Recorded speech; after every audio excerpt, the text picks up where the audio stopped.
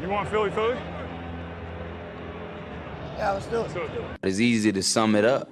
We're talking about practice. Because it's about as casual as it gets. What's the problem now? That's a clown question, bro. I think we ought to change the beatman at least. World champions! Start playing with some jam in here. Let's go. Philadelphia, looking as only you can look. Woo! Here we go.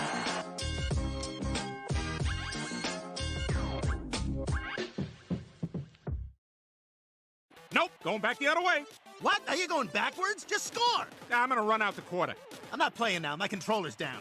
Seems like your controller's been down the whole time. Who's Varys? You gotta switch off Varys. Get it to Ronnie Lott. Pretty much anyone but Varys.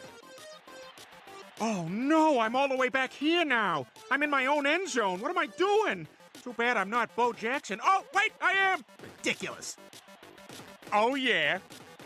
Here you go, Quagmire. You're about to tackle me. But then... Damn it! Less than a minute. Shut up, Joe! He's gonna do it. He might do this. I don't know. A lot of football still to be played here. I'm hitting reset. Don't you dare hit reset. You hit reset, you're banned for life. I hate this. Joe, do you want to play? Yeah, I like being this guy. A zig. A zag. A touchdown! Yeah! I won the game, and now I'm gonna jump Bo Jackson! I love that. Good evening, everybody. My name's Eric Perugini. My co-host with me, as always, is Chris Lahiff. This is another edition of the Philly podcast presented by SixPackCoverage.com, La Terrain Watches, and themonkeysuncle.net. Tonight is an episode that I've been waiting for to do for a while now.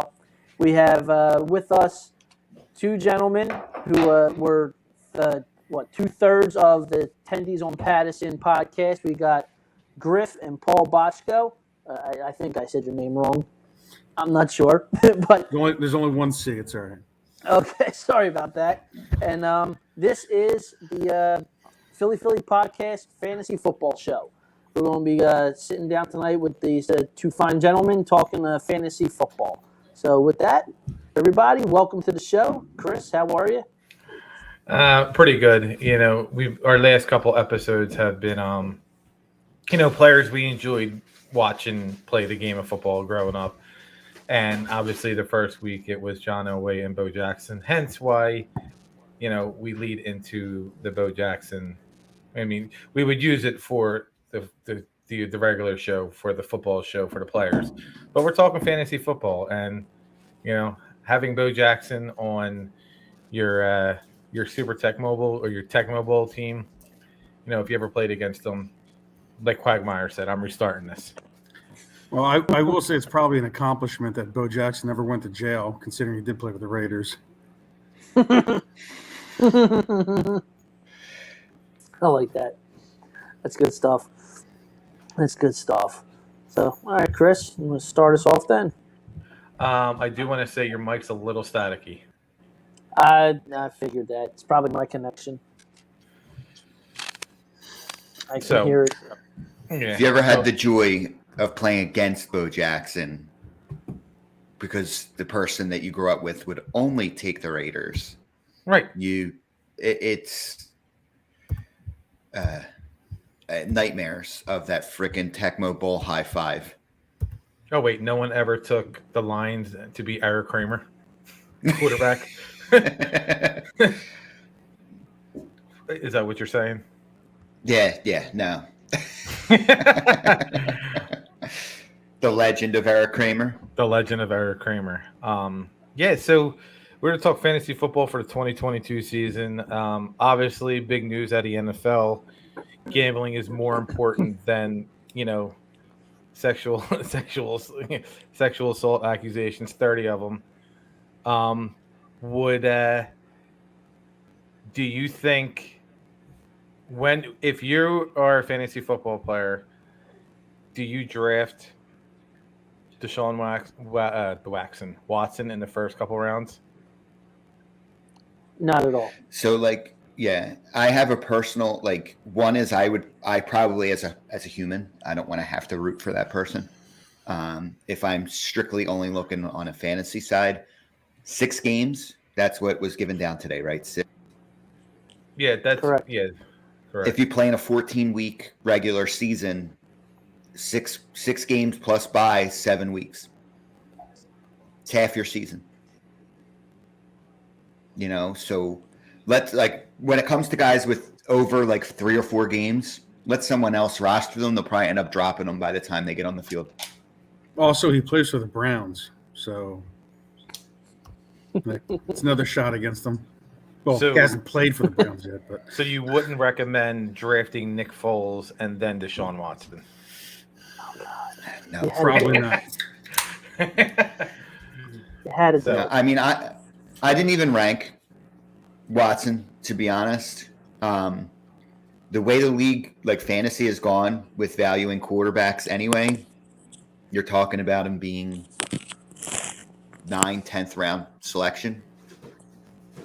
He's going to At get best. picked. Someone's going to, in my opinion, someone's going to draft him. And I can bet you that they'll end up dropping him before he plays a game. 7 weeks is a long time to wait. No, it is. It is. Well, with that, I'm going to segue right into a quarterback that apparently is more accurate than Patrick Mahomes. Tua. I think I have a better arm than Tua. I What do mean, you expect I him know, to say? yeah. I mean, listen, it's one thing, but he's really starting. I'm wondering if Tyreek Hill has CTE or the weed in Miami is really good. What's he going to say? Oh, I'd rather be playing with Mahomes? He's got to come up with a positive to say. It's his teammate. At least he said something positive. True. But yeah, Tua, they got Jalen Waddle. They have what's his name? They have obviously Tyreek Hill. Isn't the tight end there Mike Gesicki. Gesicki. Yeah, Gesicki. Penn So, State guy. yeah, I mean they have the firepower to be somewhat good. I don't know if it's going to be, if Tua is going to hold them back. I think I was having a conversation earlier actually, and a player good in fantasy and not good in the NFL. Kirk Cousins is a perfectly fine bottom half starting quarterback. Justin Jefferson is an elite player. You don't need an elite quarterback getting you the ball to be fantasy relevant or great even. I would have concerns about Tyreek's game and Tua's skill set, but I mean, good luck keeping him out of your top 10 in terms of wide receivers. Oh, he'll be Right? he'll be one of the top 5 receivers. If you just spitballing right now, you got Devontae Adams, you got Jamar Chase, it's Kupp, Jefferson, Kupp, Stephon Jefferson, Diggs. Maybe CeeDee Lamb. I mean, CeeDee Lamb should be in anybody's top 8, but for me, Kupp, Chase, Jefferson, Diggs, Adams, Mike Evans, Lamb. If you've got, sorry if I ran through those a little fast, but No. that's the way I have them ranked. I think it's really hard to hold Mike Evans back too far too. Right. That I was just gonna say that. Mike Evans that guy gets no respect. None at all. And he quietly puts up 1,000 to 1,200 yard seasons and double-digit touchdowns. I mean, hell, he had a week last year where he had 2 catches under 10 yards and 2 touchdowns. It's 15 points if you play PPR. Right. Yeah. And it pretty much had ill effect on the rest of the game. So Mike Evans, look, that offense is good, right? You usually do want pieces of a good offense. So being tied to Tom Brady could be worse. Godwin is, I know Godwin's cleared to practice, but there's been a lot of players that have been cleared to practice, but not ready week 1. I'd be I'd be shocked if he played week 1. No, I don't wouldn't think he's so. going to. No, I think that's part of the Julio signing. So here's my thing. Where do you have Tom Brady ranked? In terms of quarterbacks? Yeah, fantasy quarterbacks. 6. 6. Okay, that's So about right. Yeah, I agree with that. Josh Allen, Patrick Justin Mahomes. Herbert, Mahomes. I heart Justin Herbert. He won me my fantasy league last year. I'm actually really high on Hurts. I know that it's Really? easy to say. Yeah. Look, I have Hurts and Lamar Jackson. They're the two that are above Brady. Any running quarterback, we are talking off air, any quarterback that's going to run for 300 plus yards, you have to rank accordingly. I peeled apart about 5 years of data for every quarterback that ran for 300 plus yards. 60% of the time they finish in the top 12. 33% of the time they finish in the top 3. So 300 yards, that's not a high barrier to get to. He's going to get rushing touchdowns. If we consider Lamar Jackson, who's probably a better runner than Hurts, if we consider him like a must draft high end quarterback, Hurts shouldn't be that far behind. He's probably in a more friendly offense for actually throwing the ball. And I'd take A.J. Brown over Andrews as my number one passing option or receiving option. So where do you rank the middle schooler, Kyler Murray? He falls in the after Brady, so at 7. Again, still a rushing quarterback, so still valuable. You get 1 point for every 10 rushing yards. Right? 1 point for every 25 passing yards. So you get 50 rushing yards. You need your quarterback to get you about 25 points a week to be where that position should be, right? 50 rushing yards, 5 points. You throw 1 touchdown in there, rushing or passing, you're at 11, right? You need 200 passing yards? Right. You don't have to be a great quarterback when you get those rushing yards. Like that. This is, again, regardless of what you think, your fantasy team is about putting points on your scoreboard. Who cares how good they are? Jameis Winston in Tampa Bay, not a very good quarterback. He finished fantasy-wise in the top 3. 30 interceptions. He happened to have 30 touchdowns. 30 interceptions. You don't need a great football player, like NFL football player. You need to score points. So you have Hurts higher than Dak? Yes. Oh, God, yeah. I would too. And Dak just lost the receiver today. James Washington broke his foot. Really? Yep. That was one of their big key signings in the offseason. And Gallup's probably not going to start on time. He's not. So you brought up running quarterbacks. Daniel Jones, where do you have him ranked? I mean, Daniel Jones is not in my. He's 27. Do you have any of the 4 of us ranked ahead of him? No. But Daniel Jones is one of those guys. There's a couple guys we were talking about, Justin Fields, off air too, where they're free. If you want to get a roster spot and see what the new offense does for him, better off line than he's probably ever played behind. I don't think it's necessarily an elite offensive line, but it's better than last year and better than the year before that. I don't know. I don't think Daniel Jones is, again, a good NFL quarterback. I think in most teams, he's not even in that Garoppolo level, where they're serviceable starters.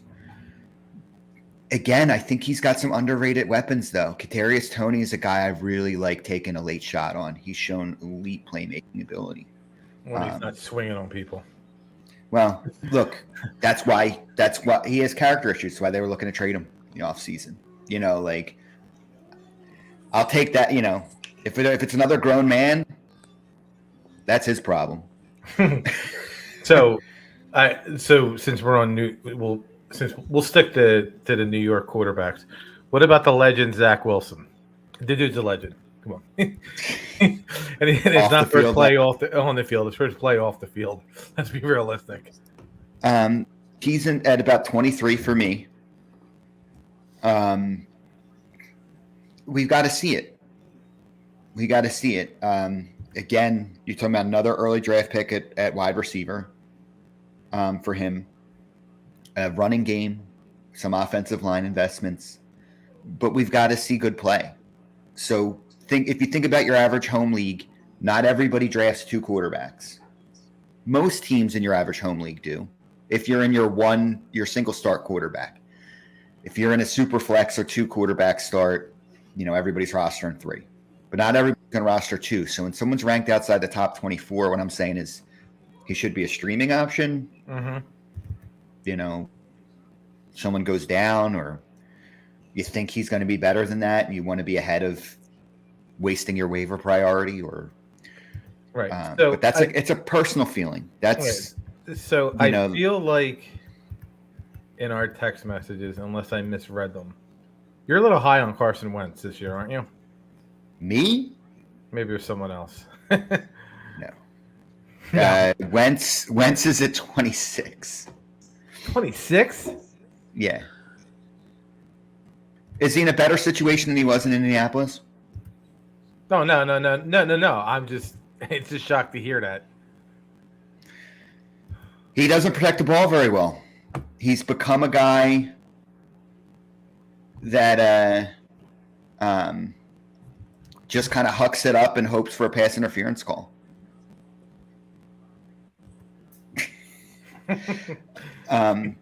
There are players that held on to Josh Gordon. Quarterback's different. Value over I hate those advanced metrics, but value over replacement player. Quarterback, it's not the same as wide receiver. You can usually get a serviceable quarterback for free on any average week. A wide receiver of Josh Gordon's ceiling, especially his first suspension. Think about that. All the players whose lives were ruined over weed.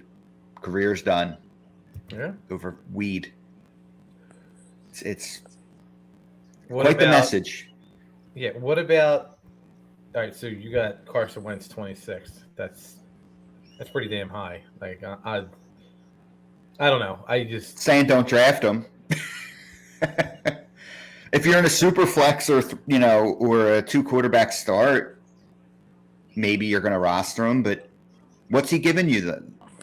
Last year, well, he wasn't horrible, but he wasn't. Yeah. But he wasn't fantasy relevant. No, not really. You're right. Yeah, you're right. They were a fringe playoff team, right? They just missed. Right. Behind a really good offensive line with a running game that takes the pressure off the quarterback. Well, that running game last year took a lot of pressure. That was crazy. He should have been in a good situation. He should have been in a situation to succeed.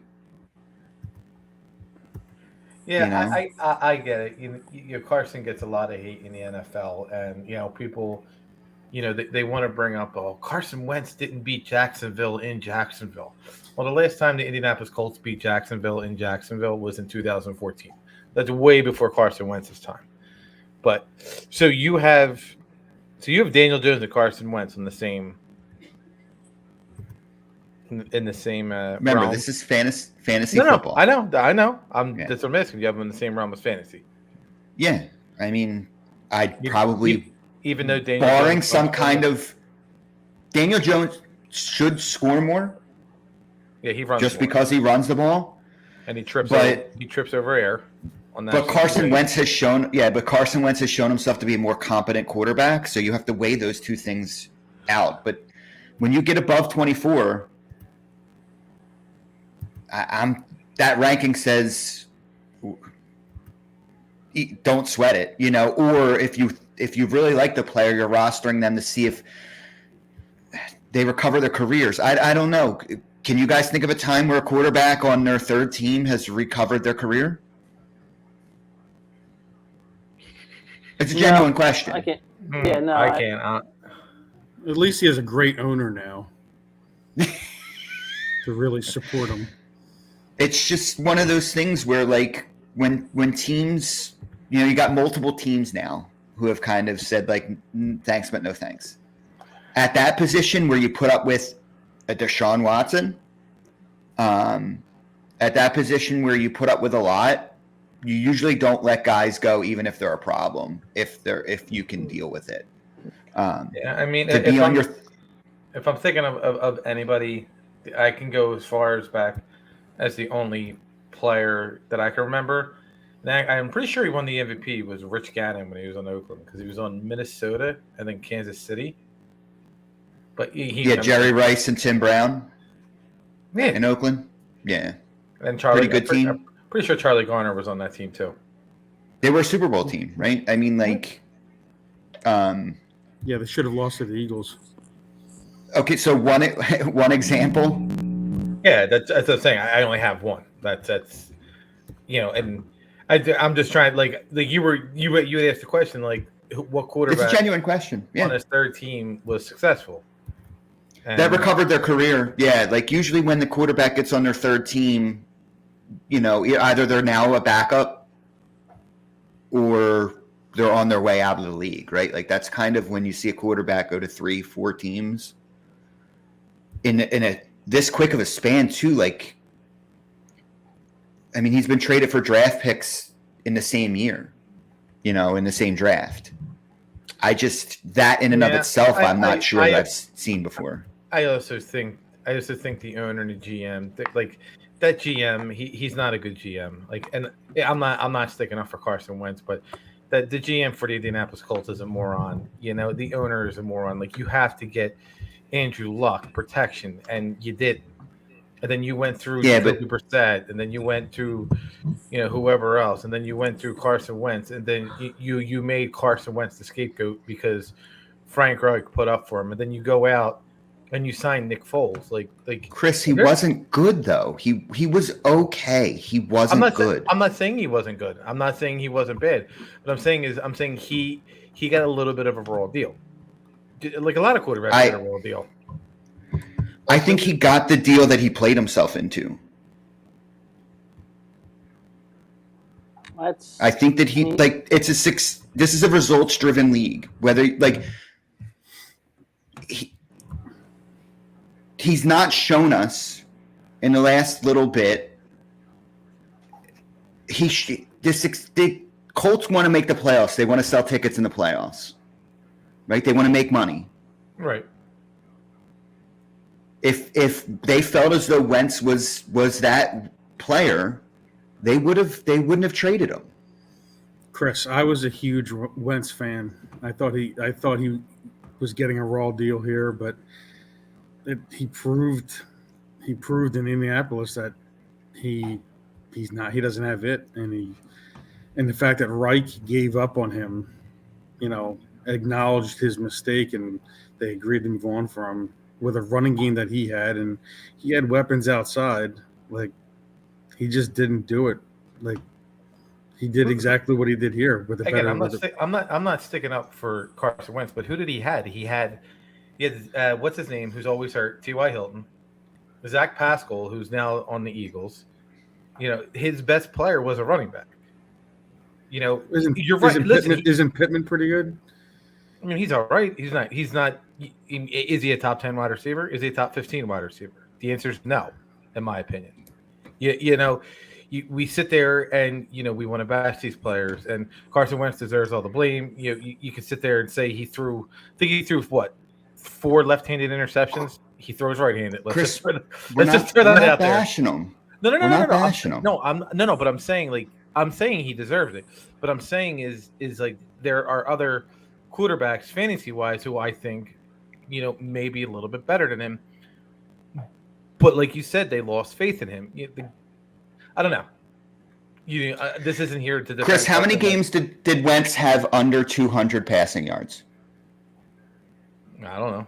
He had 3,500 passing yards. 7. Am I close, Griff? 6. Oh, Under 200 yards. I'm not counting the game where he only threw 10. If you count the game where he threw 12 attempts, I'm assuming he left injured or got yanked.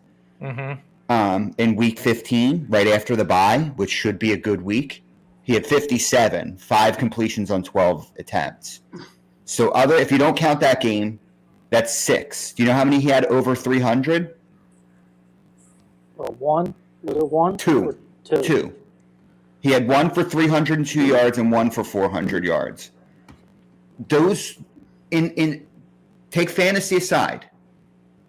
That is not in today's game, unless you're running the ball like Lamar Jackson for another 100 yards. It's just not a formula to win games. I don't care who he could be throwing to us.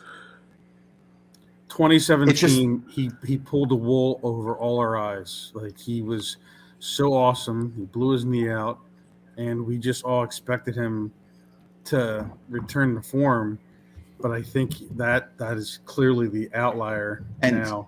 So the game that he threw for 57 yards, they also I'm assuming he got pulled or got hurt, right? No, they ran for 226 yards. But Chris, come on. Come on. But why would you go away from the passing game if Jonathan Taylor is running all over you? Chris. It goes back. Listen, it goes back to the Neil O'Donnell days when he had Bam Morris and Jerome Bettis. Do this, and don't screw it up on third down.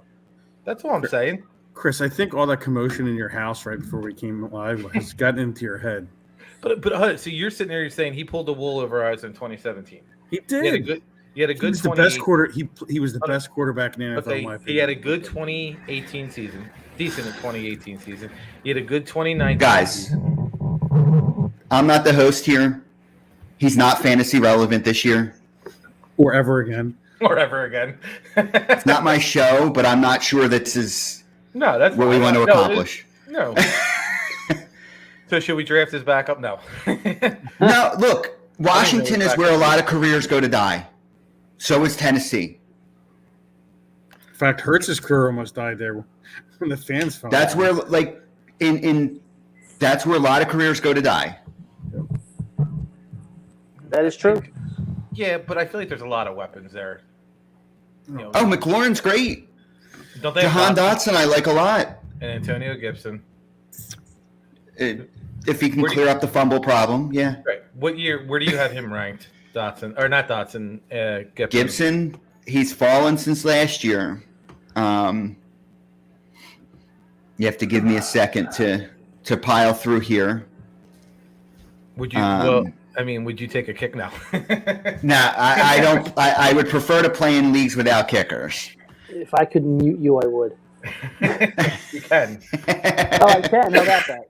I might take a kicker over Carson. Take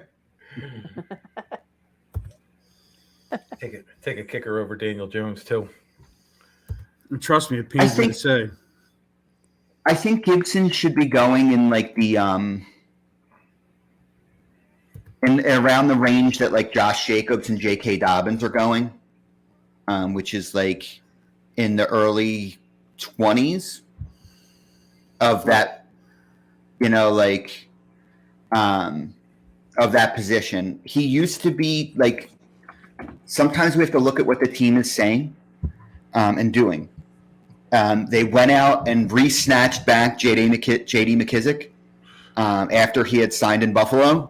He did the old Frank Gore. A legend. Signed somewhere, and then the team pried him away before the ink was actually dried. And then they went out and drafted another running back. Gibson has had a hard time holding onto the ball. I think for a guy who played wide receiver in college, he's not really getting a lot of catches, which you'd expect that to be a big part of his game, and it's not. I just can't, right now, it looks like in most drafts in terms of PPR, Gibson is the 17th back off the board. He's at my 26. Now, you with the PPR, so I'm going to ask, and this isn't a silly question because I think that's how he's going to be utilized. When it comes to PPR, are you taking Kenneth Gainwell over Josh Gibson? No. No, Antonio not at Gibson. all. No. I'm sorry, what did I say, Josh? Yeah. Yes. No. Gainwell is far down. We'll see. Maybe we'll get some better answers in preseason as far as games go, but I expect some return to form for Sanders. I think Gainwell is going to kind of fit that like Darren Sproles role. How many routes is he going to run per game? When you're looking at how you project a player out, how many routes is he going to run and how many times he's going to be targeted? I just think Sanders is going to fill. If he had touchdowns, I think he'd be going a lot earlier this year. 0 touchdowns is not going to repeat itself for Miles Sanders. Gainwell is like all the way down in my 40s, I believe. 47.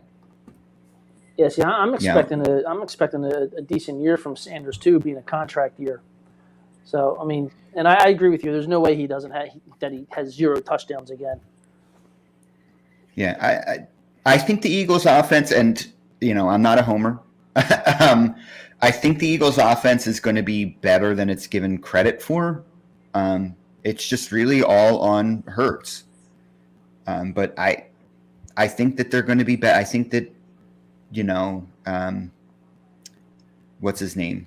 Smith is going to be serviceable. He's a good route runner. But I think they're going to be fair in terms of fantasy. I think other than A.J. Brown and Hurts, as far as their positions go, you're not drafting Sanders high. He's fairly cheap. Mm-hmm. What about Goddard? Yeah, Goddard I have in terms of tight ends. He should be up there, I would imagine. In terms of tight ends, he's my 6. Okay. Expert consensus has him at 8. And it looks like he's being drafted as the 8th tight end. So you got Kelsey, you got Waller, Tony Andrews. Yeah, Andrews, Kelsey, Waller, Andrews, Pitts. And then I have Goddard. A Kittle. So Kelsey, Andrews, Pitts, Waller, Kittle, Goddard. That's how mine go. So wait, so you have Pitts over Goddard with Marcus Mariota thrown to him? Yeah.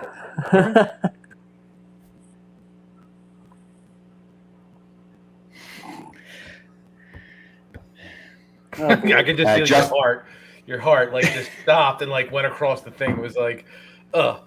Do I really Justin talk Tucker. about kickers? Justin Tucker. There you go. Done. So I look at Goddard as a top 5 tight end. I would take him based on how this offense is built. I would take him over Andrews.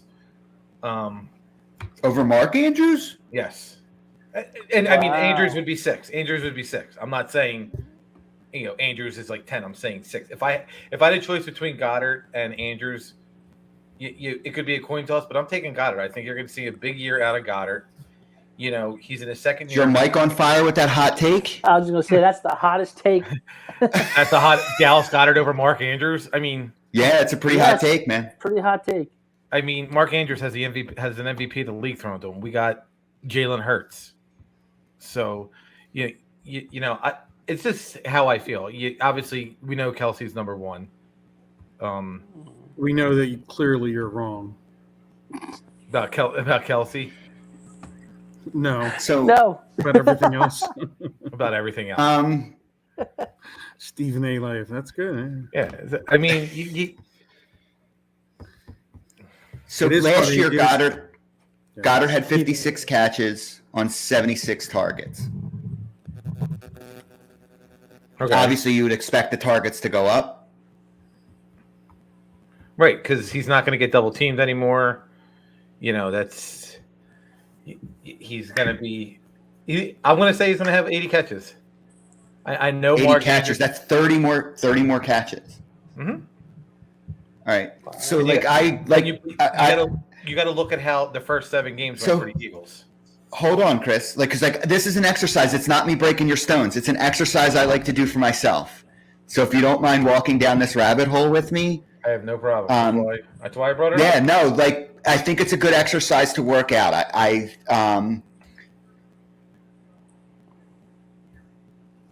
Because I think it's important for people to see and hear when we start talking about this guy, how they end up here, how they end up there. Sometimes if you don't actually look at projections or where additional things are going to come from, just hearing a very rudimentary discussion about this, right? Because seeing a leap in production, 30 more catches, that's 30 points in PPR. Off the bat, 30 points. It's a big jump, right? That's your average tight end that's getting you 10 points. That's three games worth of points just on catches. So, shut up, Paul. What I like to do is look at the team's offensive stats from the year before and say, all right, well, how much do we think it's going to improve? Right? That's the first start of it, right? Mm-hmm. So the Eagles last year completed the second least amount of passes at 307. So you're seeing 30 more catches for Goddard. So how many more completions for Hurts? 100? It has to be because we've had this talk at the end of the season. He's got to throw 32 touchdowns for it to be a successful season. In 17 games, it's doable. So, I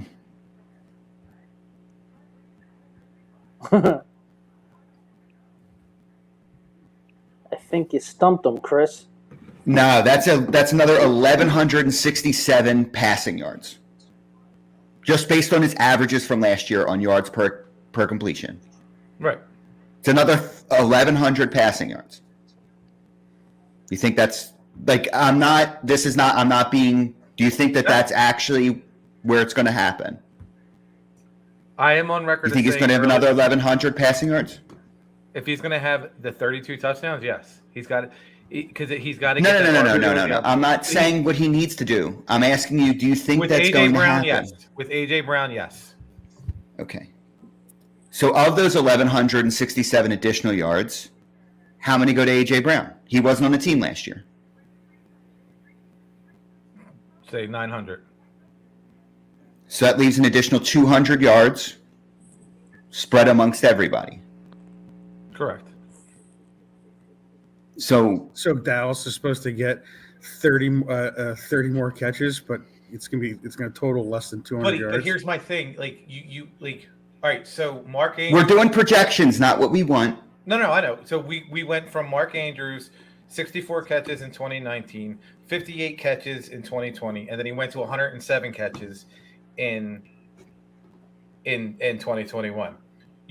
And Lamar took a step back and he missed 5 games. Right, all those happened and he improved. Who improved? Andrews. Oh yeah, I thought you meant Lamar. I feel like all those negatives happened. Lamar Jackson regressed. Andrews missed games and he was better. Andrews didn't miss games. Or are you talking about Lamar Jackson missed games? Lamar Jackson missed games. Okay. That almost got him more catches, though. Because an inexperienced or but they also bad quarterback's going to go to the tight end more frequently. Yeah, but and if you go and you look at Dallas Goedert's stats with Gardner Minshew, he was ridiculous.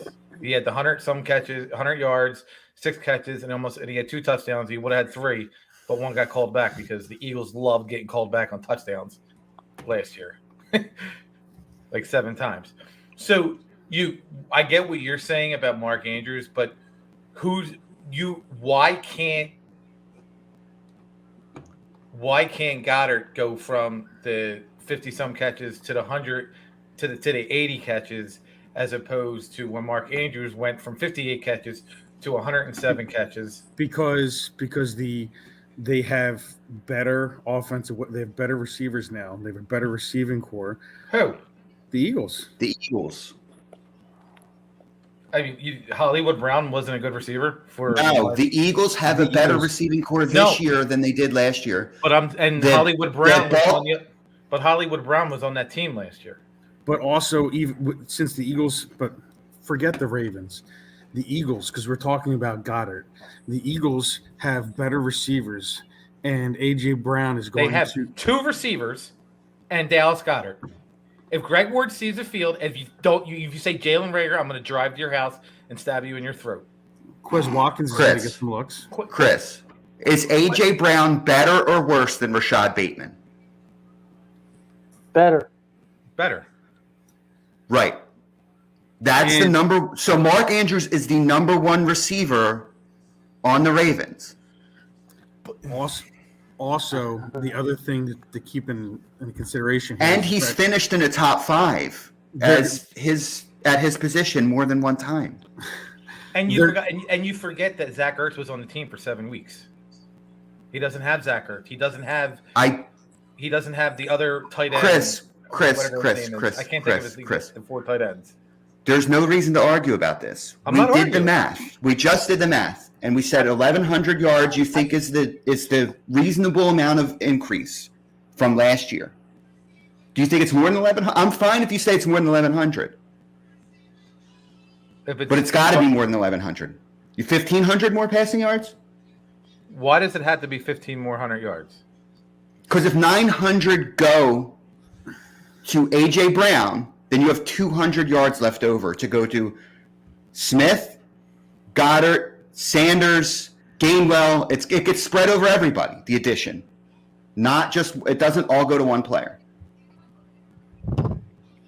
And I'm not saying it's impossible for Goddard not to take a leap. He hasn't done it yet. Andrews has. I forgot he was on the team, to be honest with you. I forgot. All we're saying is you came up with Goddard too, right? I want to see the path. We're trying to work through the problem here. Griff, stop saying Goddard sucks. Right? You keep saying he sucks. That's what Chris is pissed off about. Yeah. I'm not He's saying my that. six. I'm sitting there and I get what you're saying about the extra yard. We'll just say that Jalen Hurts throws for 4,500 yards next season. Then everybody's going to be great. Right. Then everybody's going to be great. That's 264 yards a game for him. He's got no one looking over him. He doesn't have the mustache trying to come at him. He doesn't have the religious Bible guy overseeing him. If he gets to 4,500 passing yards, Chris, the Eagles win the division. And you brought up Quez Watkins, and unfortunately, he doesn't have the arm strength. He doesn't have the arm strength to hit Quez Watkins. Grease the poles. Quez Watkins, like me and Erica said, he's the wide receiver screen who can break tackles. Yeah. All these passing yards that he's going to get, it's going to be on the yak. I can't see a 75-yard dart. But that's what A.J. Brown is, right? That's what Dallas Goddard That's what Goddard is. That's what Miles Sanders is. Miles Sanders? Miles Sanders is – where's he catching the ball from? The line of scrimmage? He's not catching it on a wheel route. He's a yak player. You said yards are coming yak. Griff, we're not going to get invited back here. Calm down. If the yards are coming yak, your running back is part of that. So where do you have Boston Scott ranked? 476. No. All right. When he plays the Giants, he's the number 1 running back in the league. Mm-hmm. In New York, especially. He's ridiculous. New Jersey. Yeah, New Jersey. I hate that Boston Scott's on this team, but just why put him on? Why? Because he's only good against the Giants. I disagree. He's got 9 touchdowns in his career. 8 of them are against the Giants. Yeah, it doesn't mean he's not a valuable piece. He's not. Listen. My thing is this: Boston Scott is. He's there because he's there for $1 million. Isn't this supposed to be a fantasy football show? Yeah, why the hell are we talking about Boston Scott? Because he's fantasy. He scores touchdowns. Where do you have Where do you have Zeke at? In jail. Yeah. Zeke is currently my running back 17. But he gets paid way more than that. He's seen a lot of action over these last few years. He's beat up. I saw an article that says if he runs for 1,400 yards and 16 touchdowns, Dallas is still going to cut him next year because of his cap hit. That's amazing. It's possible, man. You don't pay running backs. Well, and especially after you've given him the amount of workload he's had. Right. Yeah. You know, Eric had brought up the workload, and it's kind of they had a coach that was just behind the times for a while, you know, and handing the ball off to one guy 300 times in a season is just not a success, a recipe for sustained success. Yeah, I mean, and they got Tony Pollard too. Well, and a guy with the mileage, right, that Zeke has, and everyone says, oh, he played hurt, you know, like there's reasons why he wasn't, you know, it was where it was.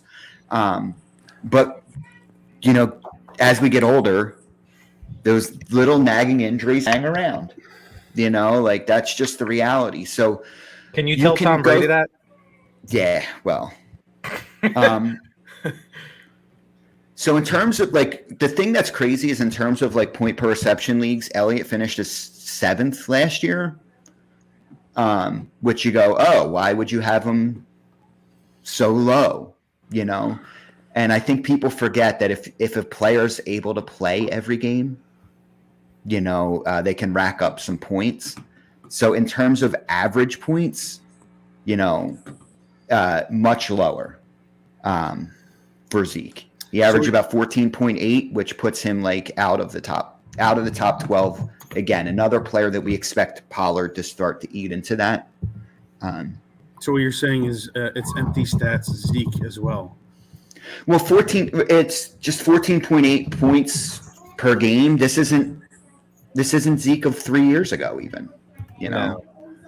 You know, it's you go back and you look at.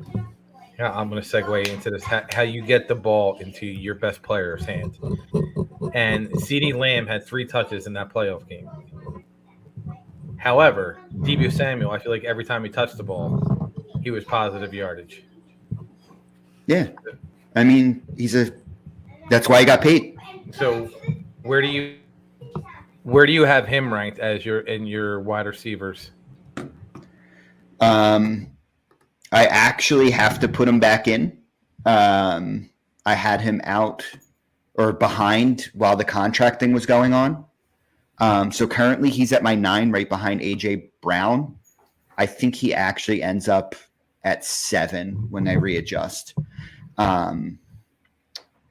He's obviously the rushing touchdowns are going to come down.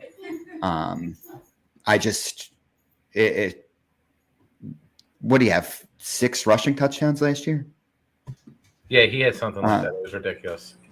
I can't imagine. You know, he might have 3, but I also think he's going to catch the ball more. You know. You think Trey Lance is going to get him the ball more? I mean, I just think he's going to have more receptions than he did last year. We'll see, but I think that. The offense will move the ball more. So I think there'll be more first downs to be gotten, you know, more opportunities. We'll see what Trey Lance actually is.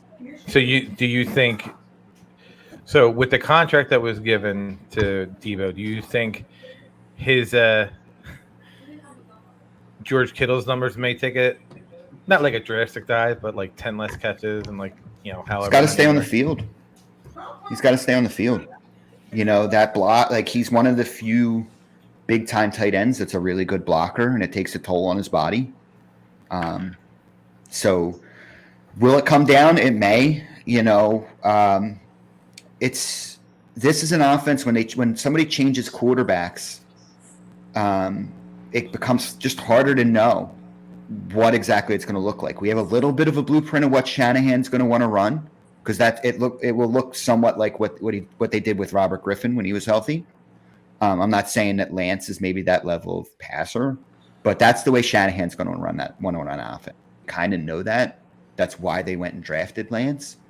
But I just don't, you know, he's a bigger arm thrower. But Garoppolo threw into some tight windows, you know, like for as much as he's not considered like a prolific passer.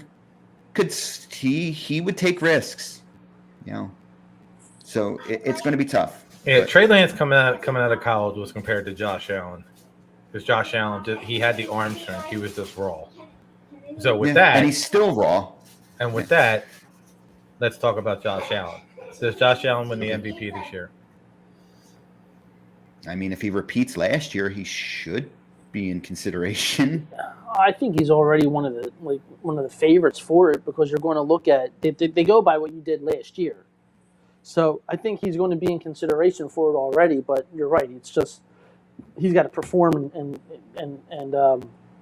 possibly repeat or do better than what he did last year. I really like the kid.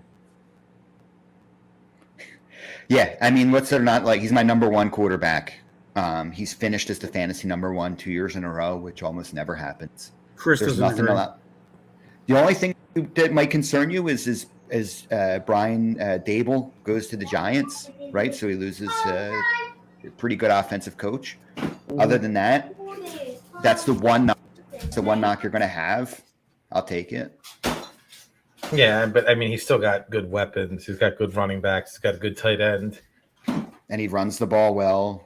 Really well. And he's huge. And when the fans aren't throwing certain things on the field during games. Yeah, that all those fans drove up from Philadelphia to do it. Yeah, I mean, Bills Nation. All those Eagles fans went up to Baltimore just to throw stuff on the field. Yeah. No, they were at Yankee Stadium. Come on. They stopped there on the way back. So what about Mac Jones? Is this second year or third year? It's second year. Second year. Yeah, second year. That's what I thought. Yeah, I thought he's rookie last year. Yeah, I thought I saw. All right. Paul Rank hot 20, take. yeah, he's my rank 21. In that 20s, I don't really recommend. Would you feel good if you ended up with your backup fantasy quarterback being Mac Jones? Honestly, no. I don't. Right. I don't think he's. I'd rather take a guy that's risky for my backup quarterback. Give me someone who has a really high ceiling. I don't think Mac Jones has a high ceiling. Trevor Lawrence, Tua even has a high ceiling because of the weapons. I don't. Oh, yeah. Give me one of those guys. If I'm looking to carry two quarterbacks, hell, even though in my rankings he's lower, give me Daniel Jones. At least he's got a higher ceiling. Mac Jones is a perfectly nice football player, but if I'm rostering two quarterbacks, give me somebody who has top, a ceiling that we don't know. At least he's bagging older nines. So I saw I saw something on Twitter, and I was very shocked about it. It was a poll, and there was a lot more people voted yes to Joe Burrow being overrated than no. So, I mean, based on what? Just because they think last year was a fluke.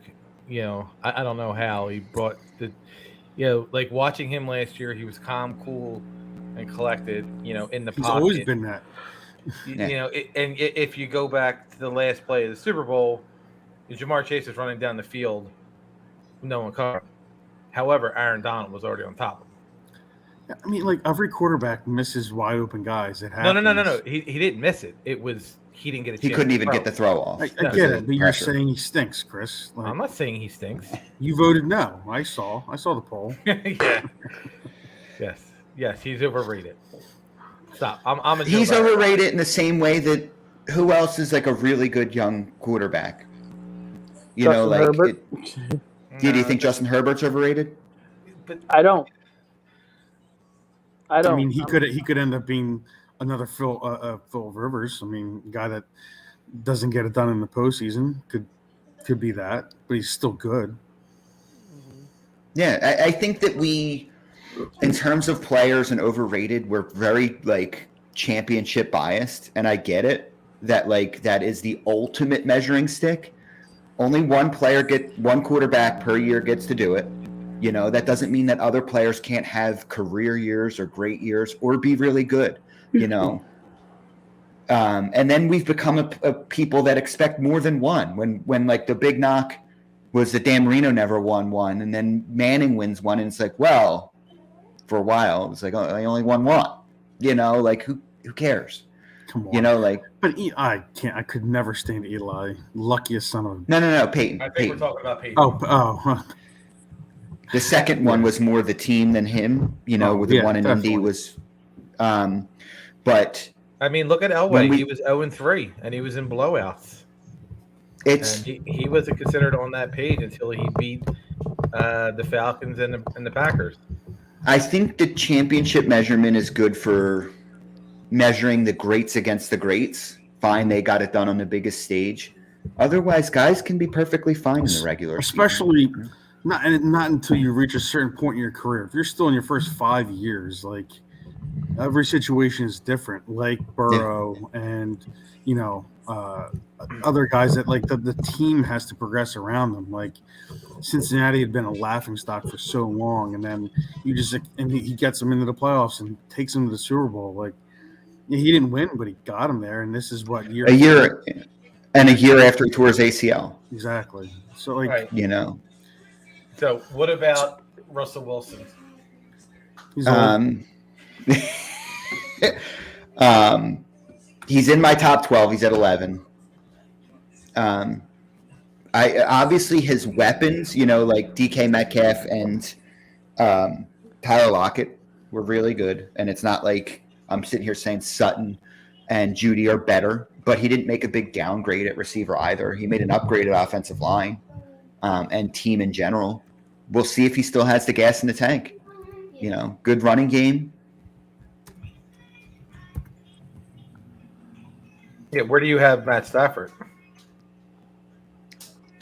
Right behind Wilson at 12. Okay. You know what would have made this process a whole lot easier if we just like posted his rankings. You can find them on drivewayathletes.com. But it's like Stafford. When you get in that top 12, sometimes again, like we're not building an NFL team. We're building a fantasy team. And Stafford up until like the last couple weeks in terms of fantasy was like good, not great. No, winning games. Yeah, they were winning games. They had a good run game. Well, what did the Rams care about my fantasy team? They better. They should. We paid their salary. They want to win games. If that happens with him throwing, right, to your argument about Wentz, if that happens with him throwing 57 yards but they win the game, who cares? Yep. NFL versus fantasy is very, very different. Stafford was great when he was throwing to Megatron. Kupp had a great year. Yeah, he had a really good year. I mean, it's tough not to respect Stafford after that one clip of him getting blown up at the end of that one game and like gutting it through and throwing the game-winning touchdown or 2-point conversion, whatever it was.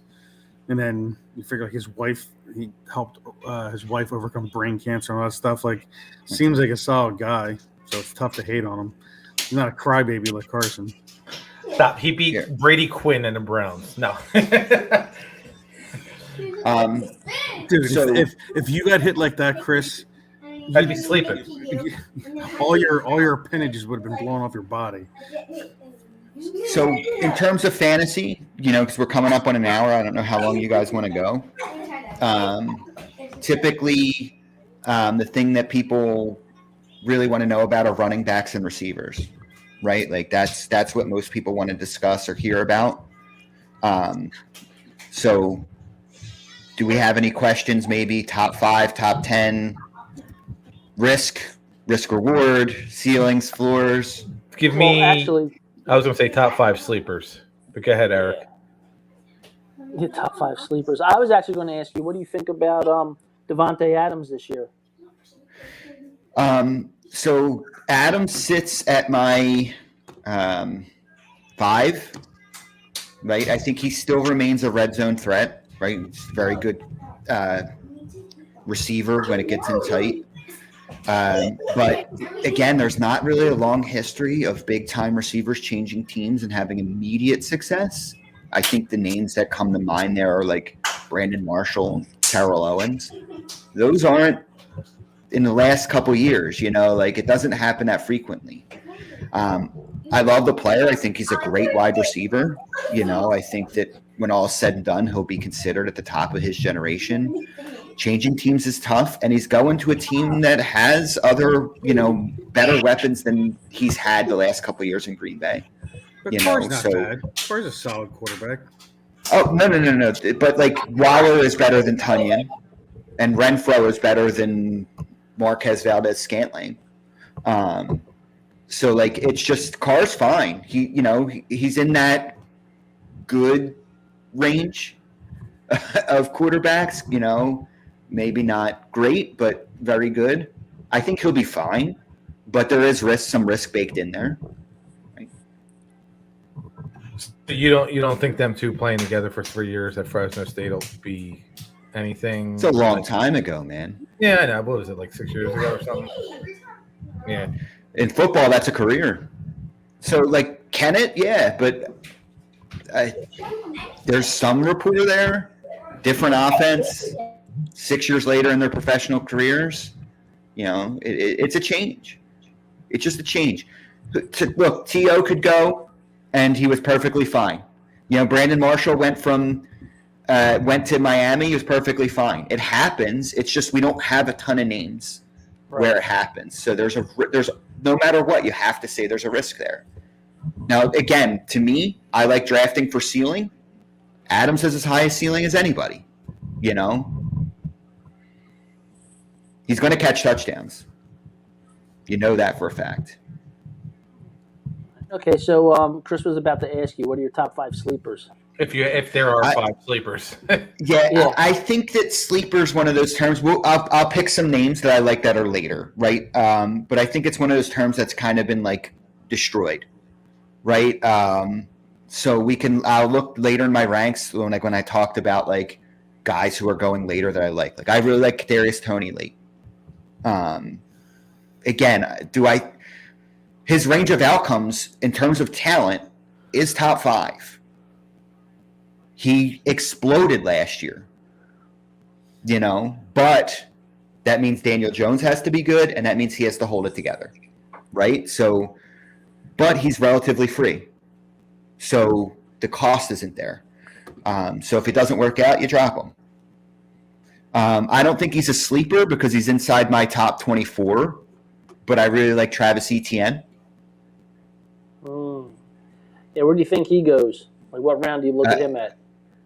I mean, right now, a lot's probably changed in the last little bit, but right now he's the 23rd receiver running back off the board, which means, not 23rd pick, 23rd running back, which means he's probably going in like the 5th round. This is in terms of point per reception, which thanks to like FanDuel and DraftKings, that's kind of become the standard. So that's where I do my rankings and discussions based on. I know everybody thinks James Robinson's going to be back and healthy because he was cleared to practice, but he tore his Achilles. I just don't know that we've got enough theory to say, 1, he's going to be back week 1, and 2, he's going to be effective. Plus, new coaching regime. Sorry, no ties to James Robinson. No, anytime someone has that bad injury, I hope he gets on the field and he's great. You're betting a long shot. Do you think Trevor Lawrence will benefit from Doug Peterson? Oh, yeah. Fantasy-wise, like touchdowns. Fantasy-wise, as a human being, compared to what it was last year, and as a player. We don't count last year. No, but like having a former quarterback as your head coach it's good. And Peterson has had success coaching guys up. You can't argue it at that position. I mean, you also got to remember too, like Lawrence had over 3,600 passing yards, even though he had I think it was 17 interceptions to 12 touchdowns. But I mean, he had a lot of yards for a rook. And the interceptions happen, right? Like the game speed is different. Yeah. And they had, I'm not going to sit here and say they spent a lot of money at wide receiver. I don't know that they've gotten anybody that's a, high-end receiver, but they spent a lot of money, and their weapons are better this year than they were last year. Right. The money that they put out for wide receivers, especially Christian Kirk. That is what changed the whole wide receiver work because, Devontae Adams saw Christian Kirk's contract and went into Green Bay's office was like, all right, what planet are you giving me? And I want a rocket ship. Because that was ridiculous that Christian Kirk got all that money. Yeah, absolutely. So I like ETN. He's not super late.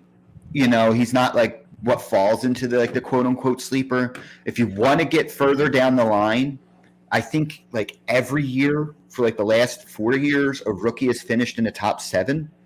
I like Kenneth Walker. Rashad Penny is the starting quarterback in Seattle, and Kenneth Walker is like the 1B maybe. Rashad Penny hasn't shown me that he can stay healthy. Running back. Sorry, running back. Okay. Yep, sorry, running back.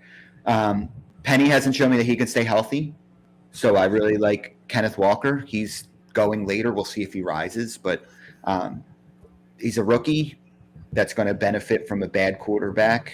It's going to be Drew Lock or Geno Smith there, unless they trade for Garoppolo. I heard Garoppolo he's at the Giants. I mean, again, if Garoppolo goes to Giants, even better for Kadarius Toney, even better for Saquon Barkley. But that's a running back. Again, a little later, I don't know. Everybody knows these players now. Like 10 years ago, these might have been names that people weren't familiar with. But everybody, I feel like, knows the later guys. I think Brian Robinson is the guy I was talking about that got drafted behind Gibson. I think he's again, late, relatively free player. If it doesn't work out, you release him. But it just, the way that Rivera had spoken of that backfield is he's talking about when he had Jonathan Stewart and D'Angelo Williams. Both guys were valuable back in his Carolina days. So again, maybe free, and you could just see. Same thing as Isaiah Spiller, another rookie behind Eckler. I like that Chargers offense. If Eckler goes down, which has happened in his career, Spiller's worth a pick. Again, even if it's speculation. So your top 3 running backs, not in this order, but if I had to guess, would be McCaffrey, Taylor, and Eckler. They're my 3 in not that order, but yes, they're my top 3. In terms of points per reception, I want a running back that 50 catches is kind of in their ballpark. Taylor's probably on the lower end of that 50 catches, but it's in his ballpark. Eckler, 80 catches. Yeah, McCaffrey, 100. When you think about 100 points or 50 points or 80 points, those points matter. You want guys who are going to touch the ball a lot. Swift, I think, has a path to 80 catches if he can stay healthy. Detroit spent a lot. They spent some draft picks on their offensive line. They probably have what would be considered an elite offensive line this year. Derek Cobb's still the quarterback, right? Yeah, who cares? No, he can throw it to the running back. Yeah. No, I just care about Swift. Yeah, I was just making sure that he didn't get traded because no. Yeah, this offseason of players in the NFL getting traded back and forth was bananas. Yeah, I think Swift, in terms of if you're picking towards the end of your first round, he's a player I like a lot. Last year, in 13 games, he had 62 catches. So I want a running back that has a path to 80. So if he plays 5 more games, he should get that 18. Yeah. So what do you think about Cole Kmet? Think he's a sleeper, or you think he's a top 15 tight end? CBS cast quoted something last offseason that basically said, a tight end, if you don't go great, you go late. And I think Kmet is one of those guys that, if I end up waiting at tight end, I like to grab. Again, I think there's going to be red zone opportunities for him. Even with Justin Fields, I know you're high on him. I'm high on him because he runs, right? Just based on that statistics, it's not I think that he's free. You could probably get him towards the end of your draft. and he's going to run the ball 300 yards, which gives him a 60% chance of finishing in the top 12. So even with Fields, who should be better with a better coaching staff, right? Chicago's coaching staff was not good last year. I think that's fair to say. That's why they all are in the unemployment line. Yeah, I mean, I'm like looking at things, and I'm seeing that they have Dallas Goedert as a bust on the score because he's not in my bust because of AJ Brown and Devontae Smith. Like that's just, you want good players on your offense. He's not on my bust list. I just don't think he's going to get to 100 catches. He can. I just don't think it's going to happen. Mm-hmm. And that was our argument. Right. And then what do you think about Tanyan? Is that his name from the Packers? Tanyan is currently hurt. Is he currently hurt? Yeah, he's got the torn ACL, and they got Tyler Davis. Yeah. Look, go down the list of guys that Aaron Rodgers has thrown the ball to, and we can debate on how good they are or how good he made them. I think that there's arguments on both sides. Someone's got to catch the ball there, and it's not all going to be Aaron Jones. So if you want to take the backup tight end there, fine. I don't think Aaron Rodgers has a huge history of making his tight end great. It's usually been a receiver. You had that one explosion for Tanyan. It was based on a couple long touchdowns. Yeah. So I literally forgot what I was going to say. Oh my God. So while you're catching up with what you're going to say, receiver wise, I think we went over it, but I had Kupp, Chase, Jefferson, Diggs, and Adams as my top 5. Derrick Henry. Again, it's hard to say no, right? He's going to score touchdowns, right? I don't want to be on the wrong side of it, but I want a guy who's going to catch. I'd rather, I'll just let someone else take him, and maybe I'm an idiot for it. But he had to have 2 screws put in his foot last year when he came back for the playoffs. I forget, but maybe didn't look as slow as Akers. David? Yes, David Akers. Maybe didn't look as slow as Akers, but looked slow. We'll have to see what the offseason rehab looked like. Ryan Tannehill. It hurt to say his name. Jeez.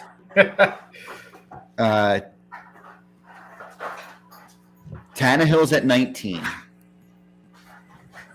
Really?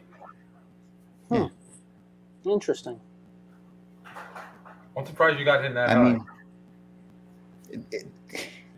Once you get after 12, right? You only start 12 right, quarterbacks. You get, but I go back and I look at like some of the quarterbacks you had him above. Like you have him above, like the Carson Wentz's, the Daniel Jones's. Did you have him above Justin Fields? Yeah. Well, no, wait. No. I have Fields, Matt Ryan, then Tannehill. These guys that are late in your quarterback ranks.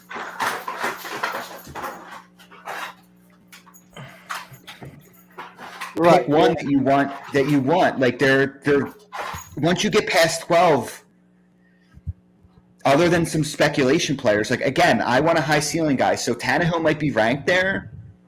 Top 5's not in his range of outcomes. Maybe what's Ryan Tannehill's best finish possible? 9? But the only reason I bring up the rankings for quarterbacks is because there's new super flex leagues where you start a second quarterback, and I find it odd that you would have those 3 players higher than, like, as you said earlier, like a Daniel Jones or a Carson Wentz with some of the numbers they put up as opposed to the Justin Fields of last year. So Ryan Tannehill has been better than Carson Wentz over the last 2 years. I think it's actually been 3. So why wouldn't he be higher then? Because I'm not saying that. I'm saying because it's not a sexy name. No, it's not a fun name. Ryan Tannehill's a floor player. You're taking him for the floor, not the ceiling. Right? So if 9 is his top finish, what's his worst finish? And actually, I don't know. Ryan Tannehill was only better than Wentz in 2020. He wasn't better than Wentz last year. Touchdown wise. Yeah, no. Are you doing fantasy finishes? No, I'm just looking at regular finishes. Well, yeah. Let's look at fantasy finishes. Ryan Tannehill was quarterback 12. Was quarterback 12 last year. Carson Wentz was quarterback 14 last year. What was Matt Ryan? Matt Ryan was god awful last year. It was god awful. He was 20. What was Tannehill last year? 12. 12. And Wentz was 14. All right, that seems right. I'm looking at it now because Wentz had 6 more touchdowns than him, but he had a couple more fumbles, and he only last had 2021. Tannehill threw for 3,700 yards and he threw 21 touchdowns. Wentz threw for 3,500 yards and 27 touchdowns. It has to be the turnovers because I don't know. It's just. I mean, I don't know. It's just weird because like you look at the numbers, but you know, Tannehill had 14 interceptions last year. And it doesn't say fumbles, but I know he had a lot of fumbles. Wentz did. He didn't have any interceptions, but he had a lot of fumbles. That's probably where the points were lost. In 2020, Tannehill was 7, and Wentz was 22. Well, I mean, he threw 33 touchdowns. I'm just saying, like, I don't. Last season. No, I'm saying, but they finished fantasy-wise. I'm looking at the total fantasy points. Wentz finished what? They finished 12 and 14 last year. 14. No, in 2020. In 2020? I thought you said 2020. You were saying he finished. No, I said 2021. It was 12 and 14.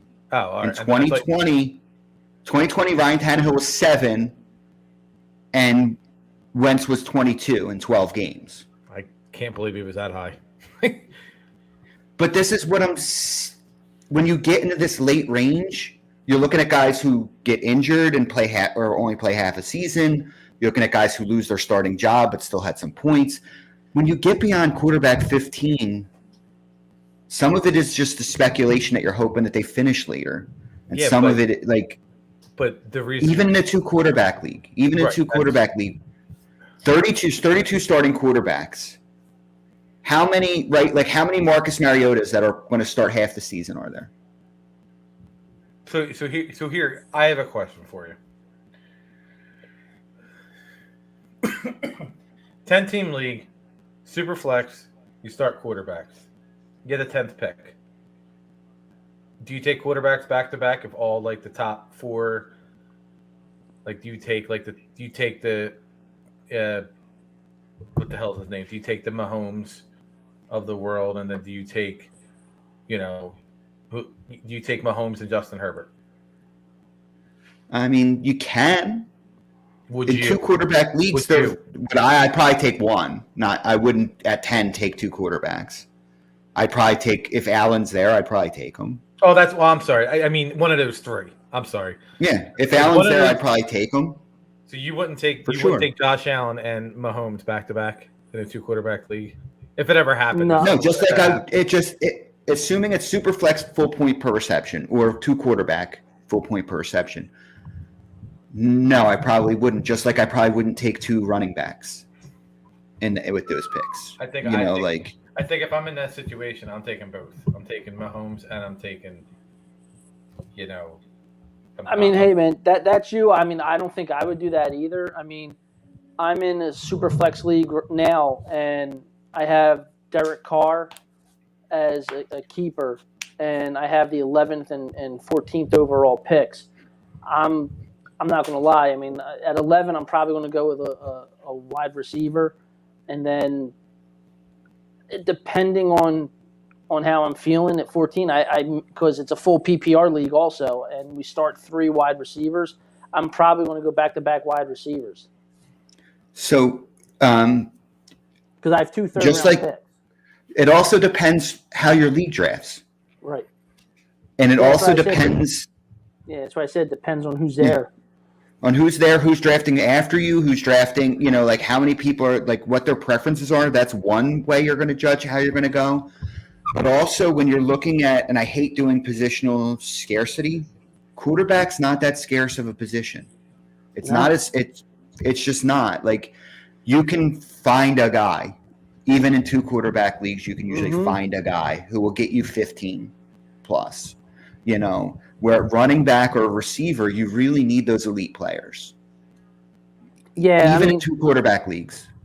Yeah, I mean, the way I'm looking at it is, I may just split it, go wide receiver, running back, because I think at 11 wide receiver would be my best bet anyway, because I already kind of know what the draft order is going to look like, and I'm like, okay, and they're all trying to get me. All these guys are in my ear because I have Derek Carr. They're trying to get me to take Devontae Adams. I'm like, well, we'll see who's there.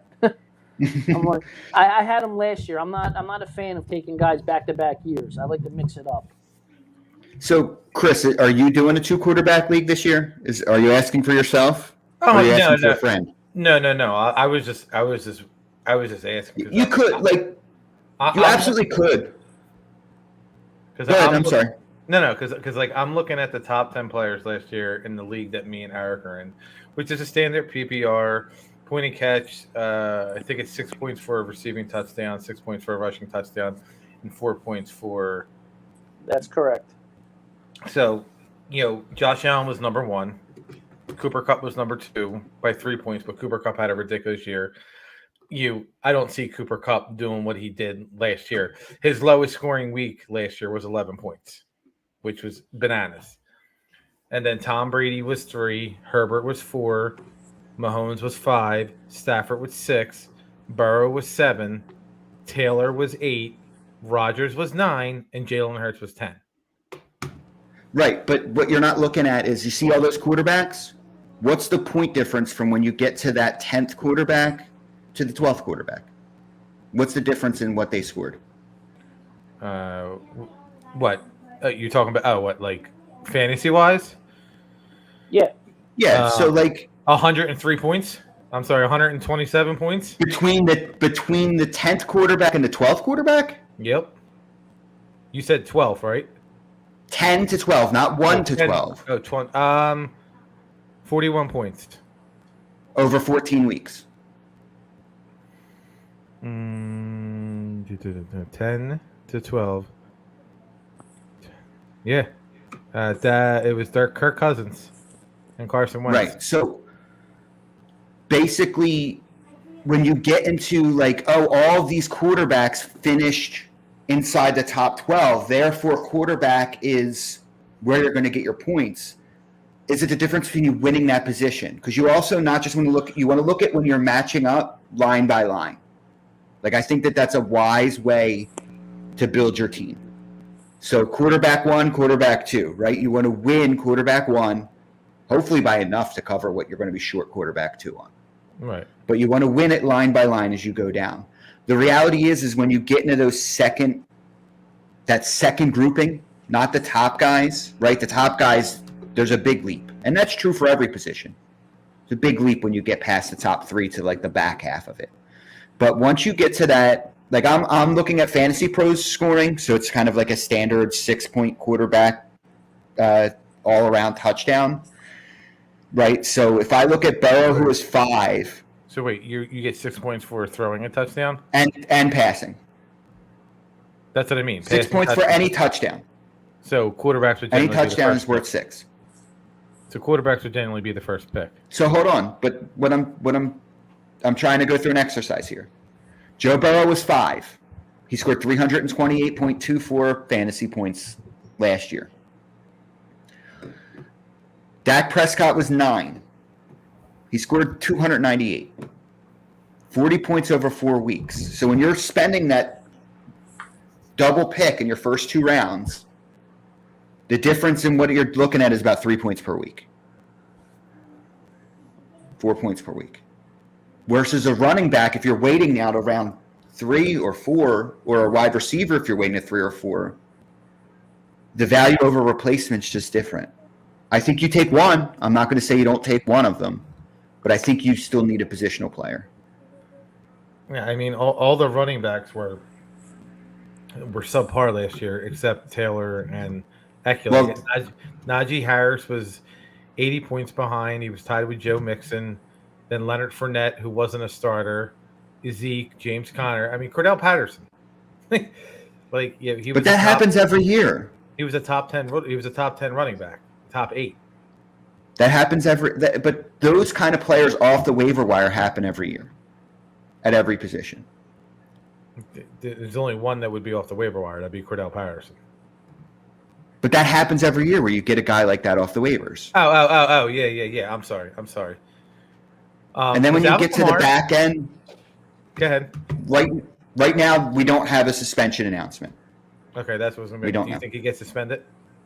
I think he gets at least 4 games. We'll see, though. NFL usually likes to let the legal system play out.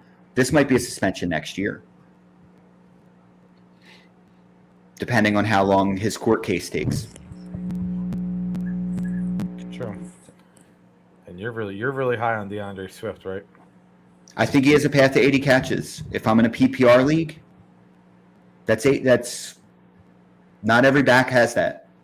He's projected for 226 attempts and 68 catches on 90 targets. That's his projected.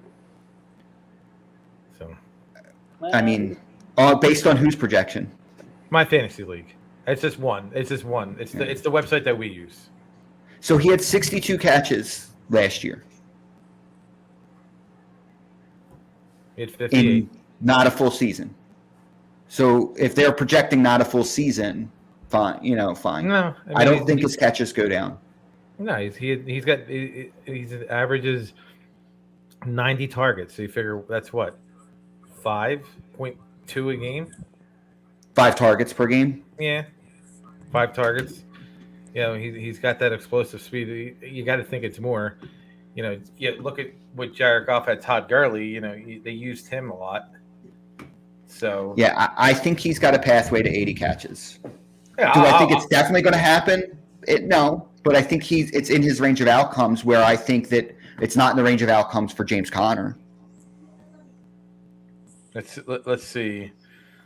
Let's see how Does Joe Mixon does Joe Mixon catch 80 balls? 70 balls?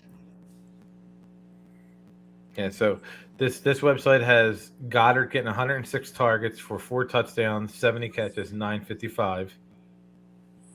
And then Mark Andrews, 174 targets.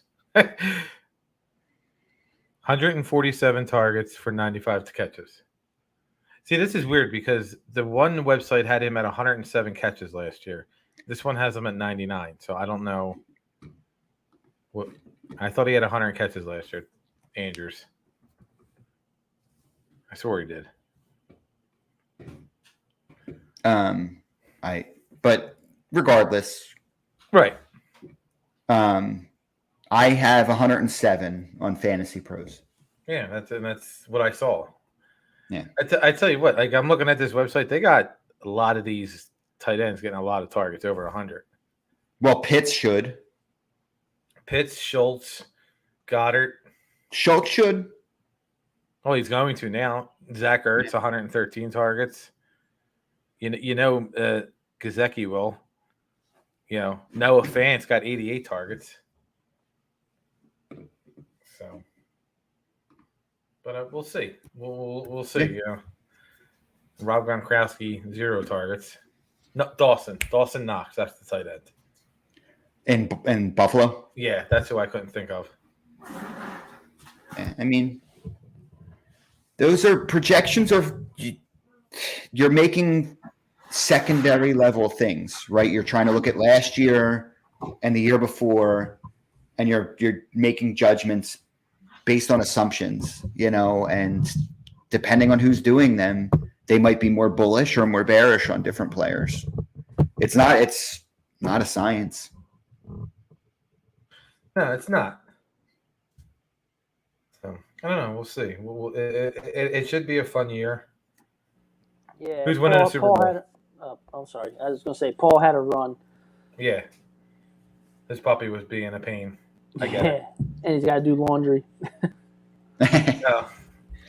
Can't get the angry wife. So, I know in a couple weeks when Eric gets settled, we're gonna do like a roundtable draft. We're gonna do quarterback, 2 running backs, 2 receivers, and a tight end. You know, I'm not kind of a standard league setup. Yeah. I'm not doing a kicker and a defense, and that'll be, it's so we're gonna see about who wants to come on. I know the one guy that Eric did the podcast with on Sunday morning, he wants to join. He's an Atlanta Falcons fan, so it should be. I had to hit him with the 28-3 during the show. He was not happy. But no, it's listen. Thanks for coming on, talking fantasy, shooting down my Dallas Goedert predictions, shooting Look, down. I have him at 6. Yeah, No, I have him at 6. He's not. I'm higher than consensus. Honestly, like when I just it's really high. I wouldn't have him at 2. Well, that's where I have Andrews. So when you have Andrews over Kittle, is that just based on his injuries, not being on the field? Andrew and Kittle has both Debo and Ayuk and Trey Lance to figure out. Yeah, but I mean, come on, listen, the guy's proven they're not going to take the ball out of his hand. We'll see. Well, then Kyle Shanahan should be fired. We'll just see what the offense looks like. We kind of know everything's static in Baltimore. We kind of know what that offense is going to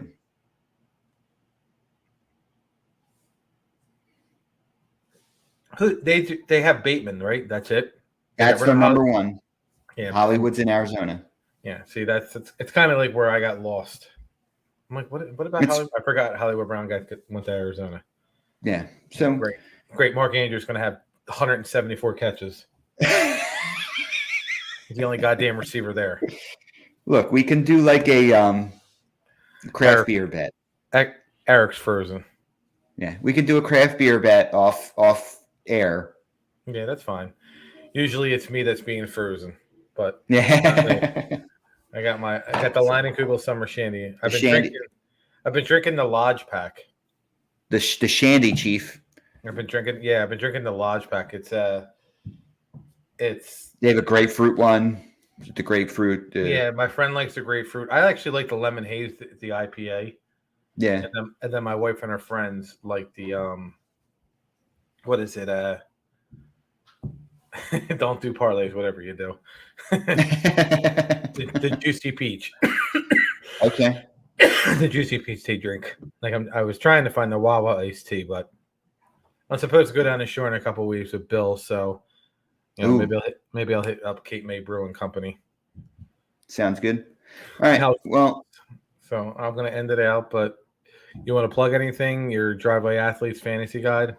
They can just go on the website, drivewayathletes.com. You can see all the ranks that I was referencing. They're broken down by position or the straight ranks. It will have the ranks, my rank versus the expert consensus rank versus the average draft position from a couple weeks ago. That may have changed. Mm-hmm. But all that formatting is in points per reception. And then there's a write-up on the top 20 quarterbacks, top 12 tight ends, top 30 running backs, top 30 receivers. So again, I do it for funsies. Mm-hmm. So didn't Bill if you want to check it out? Didn't Bill use your guide last year and won? He did. And in my 3 leagues, I finished 1, 2, and 12. So I can't say it's, a full recipe for success, but listen, it's a guide. I was going into the last week of the season, literally the Sunday night game with the Chargers and the Raiders, and I was down by 60 points in the championship game, and I had Ekeler, Mike Williams, and Justin Herbert. I think I ended up winning by 75. You should have won both. So yeah, what I always say about these things is like these are my kind of thoughts and musings and whatever else, and I try to use data to back it up, but it's a guide. You've got to be responsible for your own decisions. Like Bill credits me, but he made his choices at this draft. I didn't make them. He made his choices on the waiver wire. I didn't make them. You don't win your league at your fantasy draft. You can lose it, but you don't win at the draft. You have to manage your team too. I forget. I remember him saying this. I forget who it was. He took somebody out, and I think they ended up having like 3 touchdowns. I'm sure he'll tell us who it was. We've all been there. So yeah, to keep on your series, and I guess we can wrap up. But I know you don't have video up, but like one of my favorite fantasy seasons was Chris Johnson in 2009. That year, I had drafted Chris Johnson 12 and Andre Johnson 1 in the second round, and I was Johnson & Johnson no more tears because I went on a 14-win fantasy a 12-2 season, regular season. That season to me, like nobody saw 2,000 yards coming for that guy. No, I think the best fantasy season I ever had. I think I went like 0-2, and I had Priest Holmes, and then he got hurt, and then I had Larry Johnson. And then and it was a carryover league, so you could keep 2 players. So I kept Larry Johnson. Just a touchdown machine. And I went undefeated. I lost the first 2 games, but then I just won. Just went on a tear. Yep. So with that, I'm going to end with our video that we generally end with. Thanks for joining us, and we'll be back on next week.